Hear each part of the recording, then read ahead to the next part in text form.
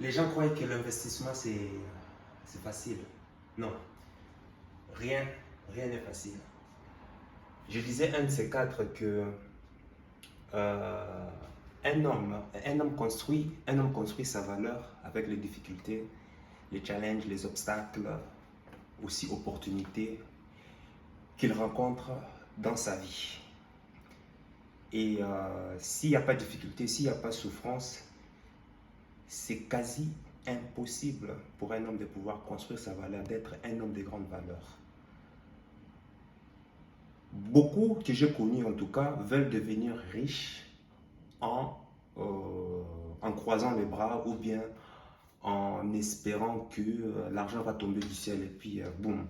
Non, rien à voir. Avec par exemple cet appartement que j'avais acheté déjà il y a quoi, 5 ans, 6 ans, 7 ans, c'était une fausse affaire à la base. J'avais bien ciblé, je crois que j'avais bien ciblé, mais au niveau des calculs, par exemple, je me suis rendu compte que ben, j'avais un cash flow négatif. En gros, quand tu enlèves toutes les dépenses et tout ce qui me reste par mois après location, eh ben, j'étais négatif, quoi. Ce qui m'a plombé, ben, c'était comment on appelle ça? Le syndic, le frais des syndics. C'est ça qui m'a bouffé, qui m'a plombé. Cash flow négatif, évidemment, c'est quoi? 125, moins 125 euros. Tu vois? C'est après, je suis allé me former et là, j'ai appris des stratégies. C'est-à-dire, même avec une mauvaise affaire, j'ai appris comment il fallait transformer une mauvaise affaire en bonne affaire. Et aujourd'hui, ça va plus ou moins. Ça va plus ou moins. Mais, tu vois, j'ai les mains dans les cambouis. Tu vois, c'est moi qui nettoie, c'est moi qui fais tout. Pourquoi? Dans le but de pouvoir. Bon, enfin, j'aurais pu déléguer cela, mais à ce stade, je ne peux pas. 2020 a été encore pire parce que, voilà, on ne pouvait plus louer l'appartement en court séjour. Ça nous a plombé. Mais, malheureusement, enfin, heureusement d'ailleurs, avec la formation que j'ai apprise depuis 2017 que j'ai appris cette formation, j'ai appris à transformer justement une mauvaise affaire en bonne affaire en pleine crise du corona. Tu vois? Donc les gens sous-estiment beaucoup l'apprentissage. L'apprentissage, parce que le meilleur investissement, je dis, que tu peux faire dans ta vie, c'est de se former.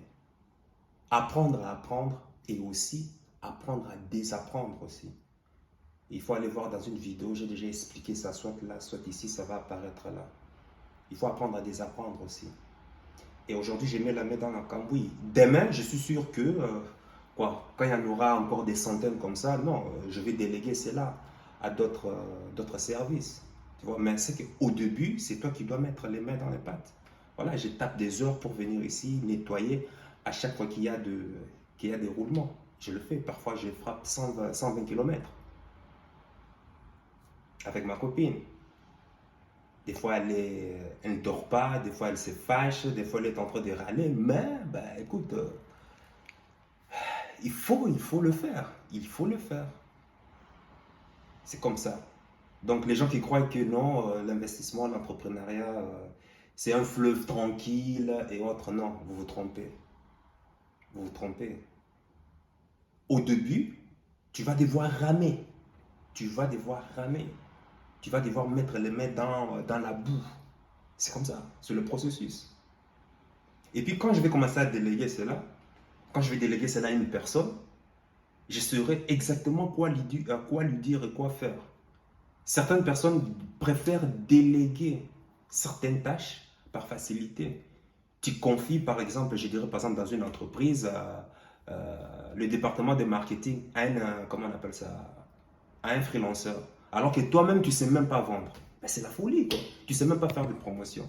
Comment? Apprends d'abord à faire. Dès que tu maîtrises le processus, là, tu peux déléguer. Bref, c'était juste ce message pour pouvoir te dire que non, mais ça en vaut la peine. Ça en vaut la peine. Ouais. Parce que pour moi, ce n'est pas juste une simple activité, mais c'est un accomplissement en fait. C'est un accomplissement. Parce que c'est dire quand même que quand tu dors, tu te réveilles, tu as quoi, 70 euros, clink, clink, ça sonne, quoi, une personne qui vient de réserver, comme ça. last minute. Quelqu'un qui réserve, quelqu'un qui avait quitté dans des problèmes graves. J'avais accueilli deux Vietnamiens comme ça, dans des problèmes graves. Ils cherchaient désespérément un endroit où dormir. Et puis, dernière minute, ils tombent sur un appartement, sur une plateforme, et puis, bam, ils m'ont tellement remercié que, voilà, pour eux, c'était, en fait, c'était, c'était la réponse de l'univers ou de Dieu. Tu vois, c'est ça l'investissement, c'est ça l'immobilier. C'est d'apporter la valeur aux autres, en fait. Sans ça, ils planifiaient, ces deux Vietnamiens planifiaient déjà de dormir dans la rue parce qu'ils sont habitués. Ils venaient de la République tchèque, ils venaient travailler aux Pays-Bas en passant par la Belgique. Et il leur fallait trouver un endroit où dormir, juste pour 24 heures. Clinquing, 70 euros. Et puis après, en partant, qu'est-ce qu'ils ont fait? Ils m'ont laissé un pourboire de 20 euros. Pourtant, moi, je trouvais ça, oh, ben, pourquoi? Non, non, non, ça va, merci, merci beaucoup pour ton aide. Ben, c'est ça. Et déjà, en parlant de l'anecdote, quand ils ont réservé, et ben, l'appartement n'était pas nettoyé en fait. Je leur ai dit non, c'est impossible parce que la femme de ménage n'est pas là, par-ci par-là, c'est le week-end. Bref, tu connais en Belgique, hein, le week-end, les gens n'aiment pas travailler en général. Et c'est impossible de louer. Ils m'ont dit, ils s'en foutent, tout ce qu'ils veulent, c'est de dormir. Ils sont capables de nettoyer. J'ai dit, what, quand même? Ben, j'ai dit, ben, j'arrive dans quelques heures, alors comme ça je vais nettoyer et puis ben, voilà. À la place de faire du check-in à 3 heures, ils ont fait le check-in à 6 heures. Parce que le temps pour moi de nettoyer et puis autres. Et le lendemain, ils m'ont donné un pourboire de 20 euros. Ouais, ça fait plaisir. Ça fait vraiment plaisir. Bon, c'est un petit 20 euros. Bon, tu imagines si tu as 100 biens ici, comment ça sera? Bref, c'était juste un message que euh, non, l'investissement, non, l'entrepreneuriat n'est pas un fleuve tranquille. Non, l'entrepreneuriat, l'investissement n'est pas fait pour les fainéants. Non, non, non. Contrairement à ce qu'on te dise, oh, du trading, oh, je ne sais pas quoi, oh, de l'e-commerce, oh, non.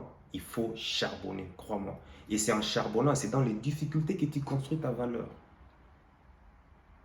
Bon, et puis, bon, dis-moi toi, est-ce que tu aurais fait ce que moi j'ai fait ici actuellement? Est-ce que déjà toi, en tant qu'homme, est-ce que tu nettoies chez toi à la maison? Est-ce que toi, tu nettoies à la maison? Sois sérieux, hein? Sinon ta femme est en train de t'écouter là. Est-ce que toi, en tant qu'homme, est-ce que tu nettoies à la maison? Parce que les hommes aiment beaucoup parler, mais parfois dans les actes, rien du tout. Dis-moi si tu nettoies à la maison. Et si tu nettoies, comment est-ce que tu nettoies? Comment est-ce que tu commences? Allez, sur ce, sache que ton cœur sait déjà ce que ton cerveau essaie de comprendre. Ciao.